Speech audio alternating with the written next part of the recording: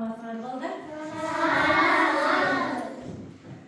бүгін сіздер менен Жомоктор дүниесінде саяхатта экенбиз, Жагабы силерге Жомокторго саяхатка? Жомоктор кызыктуу? Анда балдар, ошол Жомоктордун ичинен силерге мен Булбул деген Жомокту окуп берейин, Кун коюп угабыз, Баштайлы анда.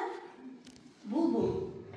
Байыркы заманда бир чал Булбул экөө дос болуптур. Чал мергенчи да, комузчу да экен. Ал ар күнү мылтыгын ийине асып алып, токойдон кийик атып келип, ок атын өткөрөт. Токойдо сайраган түрдүү канаттуу куштардын үнүн угуп, үйүнө келгенде аларды тууратып, комуз чертип, түрдүү күү чыгарат. Күндөрдүн биринде Булбул чалдын күүсүнө кызыгып, "Досум, мага күүлөрүмдү үйрөтүп койчу" дейт. "Макул" деп чал ар күнү кийиктен келгенде комузун колуна алып, ар кандай букам күүлөрдү кубулжута сайратып черткенде Булбул тынчап, анын күүлөрүн туураганга, тиги жатыга баштап, аздан үйрөнүп кетет. Бара тим эле комуздай таңшытып, бүт үйрөнүп алат.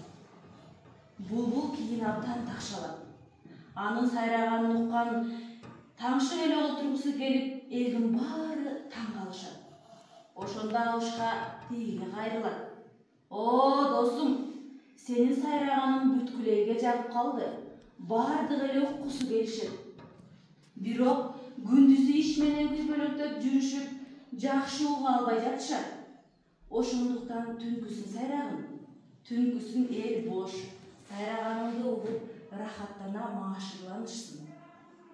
Булбул сайроону комуздан үйрөнүп, чал досунун айтуусу боюнча дайыма түнкүсүн сайрап калган экен.